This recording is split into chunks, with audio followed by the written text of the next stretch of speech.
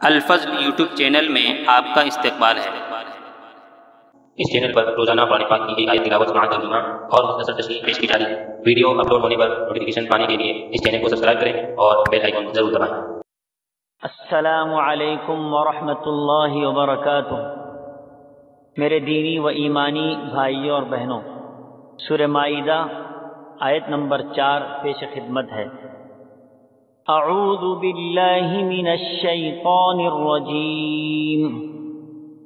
يسألونك ماذا أحل لهم قل أحل لكم الطيبات وما علمتم من الجوارح مكلبين تعلمونهن مما علمكم الله فكلوا مما أمسكن عليكم واذكروا اسم الله عليه واتقوا الله ان اللہ سریع الحساب۔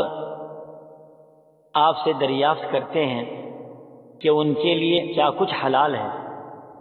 آپ کہہ دیجئے کہ تمام پاک چیزیں تمہارے لیے حلال کی گئی ہیں، اور جن شکار کھیلنے والے جانوروں کو تم نے سدھا رکھا ہے، یعنی جنہیں تم تھوڑا بہت وہ سکھاتے ہو جس کی تعلیم اللہ تعالیٰ نے تمہیں دے رکھی ہے، بس جس شکار کو وہ تمہارے لیے پکڑ کر روک رکھے تو تم اس سے کھا لو، اور اس پر اللہ تعالیٰ کے نام کا ذکر کر لیا کرو، اور اللہ تعالیٰ سے ڈرتے رہو، یقیناً اللہ تعالیٰ جلد حساب لینے والا ہے۔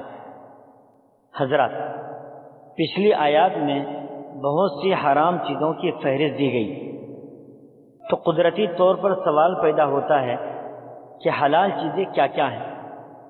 اس کا جواب دے دیا کہ حلال کا دائرہ تو بہت وسیع ہے، مگر چند چیزوں کو چھوڑ کر جن میں کوئی دینی یا بدنی نقصان تھا، دنیا کی تمام ستھری اور پاکیزہ چیزیں حلال ہی ہیں۔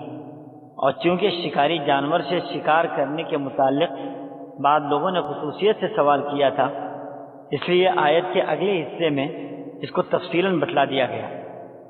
شکاری کتے یا باز وغیرہ سے شکار کیا ہوا جانور چند شرائط سے حلال ہے۔ نمبر 1، شکاری جانور تدا ہوا ہو، یعنی اس کو تعلیم دینے کے بعد وہ مکمل تعلیم پر عمل کر رہا ہو۔ نمبر 2، شکار پر چھوڑا جائے۔ نمبر 3، اسے اس طریقے سے تعلیم دی گئی ہو جس کو شریعت نے معتبر رکھا ہے، یعنی کتے کو سکھلایا جائے کہ شکار کو پکڑ کر کھائے نہیں، اور باز یعنی جو پرندہ ہے اس کو یہ تعلیم دی جائے کہ جب اس کو بلائیں، گرچہ وہ شکار کے پیچھے جا رہا ہو لیکن اپنے مالک کے بلانے پر فوراً واپس چلا آئے۔ اگر کتا شکار کو خود کھانے لگے یا باز بلانے سے نہ آئے تو سمجھا جائے گا کہ جب اس کے کہنے میں نہیں تو شکار بھی اس کے لیے نہیں پکڑا بلکہ اپنے لیے پکڑا ہے۔ نمبر 4، چھوڑتے وقت اللہ کا نام لیا جائے، یعنی بسم اللہ کہہ کر چھوڑا جائے۔ ان 4 شرطوں کی تصریح تو نص قرآنی میں ہو گئی۔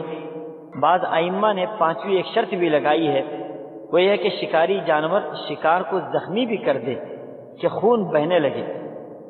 ان میں سے اگر ایک شرط بھی مفقود ہوئی تو شکاری جانور کا مارا ہوا شکار حرام ہے۔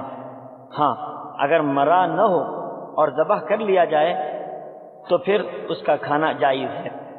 آگے فرمایا گیا واتقوا اللہ ان اللہ سریع الحساب، یعنی ہر حالت میں خدا سے ڈرتے رہو، کہیں طیبات کے استعمال اور شکار وغیرہ سے فائدہ اٹھانے میں حدود و قیود شرعیہ سے تجاوز نہ ہو جائے۔